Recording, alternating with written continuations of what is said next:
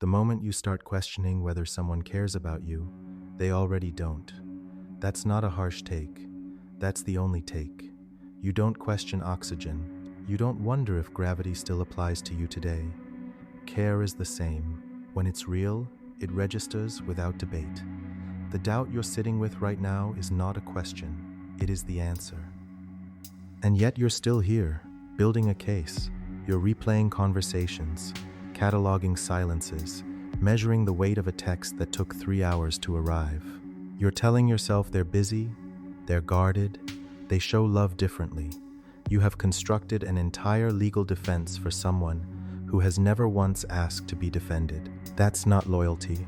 That is begging dressed in the clothes of patience. Look at what you're actually doing. You are burning your own cognitive resources, your focus, your sleep, your internal silence to protect someone else's indifference from having consequences. You are absorbing the cost of their absence, so they never have to pay it. And somewhere deep in that logic, you believe that if you're patient enough, understanding enough, quiet enough, they will eventually decide you are worth consistent effort.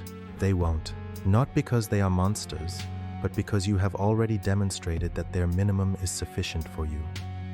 You trained them to give you nothing by accepting nothing and calling it love. That is not a character flaw in them.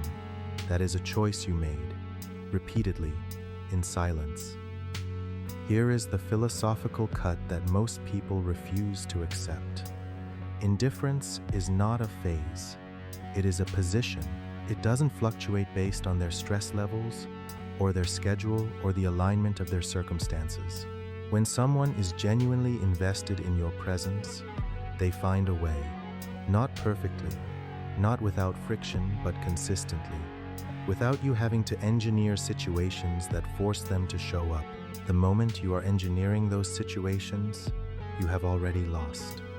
You are now doing the emotional labor of two people, while the other person enjoys the benefits of your investment at zero cost to themselves. This is not a relationship dynamic. This is an extraction.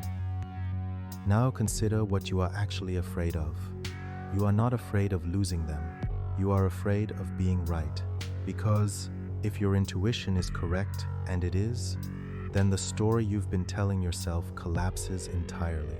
The version of them that exists in your head, the one who cares beneath the surface, the one who just needs more time, the one who is fighting their own demons, that person is a fiction you authored. And you've grown attached to your own fiction. This is the real prison, not them, you. Imagine you're the type of person who has built a reputation for being self-contained. You don't broadcast your struggles, you handle things. And there's someone in your orbit, maybe someone you've invested months into, someone who knows more about your internal world than most people ever get access to. You notice the patterns slowly. They surface when they need something and disappear when the transaction is complete. You rationalize it. You tell yourself the friendship is just low maintenance, that not everyone expresses closeness the same way. But then comes the moment, a real moment, when your edges are exposed and you need presence, not performance, and they are simply elsewhere. No dramatic betrayal, no confrontation, just the quiet, devastating sound of an empty room. That moment is not the beginning of the problem. That moment is the receipt. The transaction was always one-directional. You were always the resource. And the clarity of that moment, cold, clean, absolute, that is the only data point you will ever need. Because here's what no one tells you about Dark Stoicism. It is not about hardening your heart. It is about sharpening your perception. The Stoics did not build walls. They built discernment. Marcus Aurelius did not hate people who disappointed him. He simply stopped allocating resources to them. That is a surgical move, not an emotional one. And that distinction matters entirely. When you operate from emotion, from hurt, from the need to be understood, from the desire to confront and explain and receive acknowledgement, you are still under their influence. You are still letting them set the terms of your internal state. But when you operate from clear, cold assessment, you become ungovernable. nobody can destabilize what they can no longer reach. The mistake most people make is believing that severance requires justification. They wait for a betrayal egregious enough to grant them permission to leave. They need the lie, the public humiliation, the final transgression that even their most forgiving friend would agree constitutes a valid reason. But that waiting is the trap. Every day you spend collecting evidence is another day they occupy rent-free territory in the most valuable real estate you own, your attention. Your attention is not decorative, it is directional. Wherever your attention flows, your power follows. And right now, yours is hemorrhaging towards someone who has already shown you their position through the oldest language in existence, the language of consistent, quiet absence. The truly powerful do not require a confession. They do not need the other person to admit what they both already know. There is no tribunal, no closing argument, no final conversation designed to transfer some portion of guilt onto the appropriate party.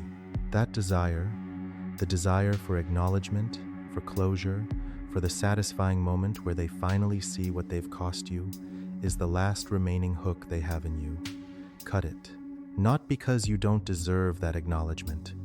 You do, but because waiting for it means they still have the power to give or withhold something you need. And you need nothing from someone who has already demonstrated they have nothing real to offer. So here is your protocol. No announcement, no final message designed to make them feel the weight of your absence. No post engineered to signal that you have moved on. Silence is not passivity. Silence is the closing of a door with such deliberate, unshakable calm that the person on the other side feels it before they hear it. You stop responding, not in anger, in indifference. You redirect every unit of attention you were spending on them, and you place it with surgical precision onto something that compounds: your craft, your discipline, your vision. You build in the space their noise used to occupy, and you do not look back, not because you are suppressing something, but because there is genuinely nothing they're worth turning around for. You already got everything you needed from them, a lesson about your own standards. One boundary set here changes the entire ecosystem of who gets access to you. And that is where the real work begins. Not the work of cutting dead weight, but the work of becoming someone whose standards make weak investment feel physically impossible.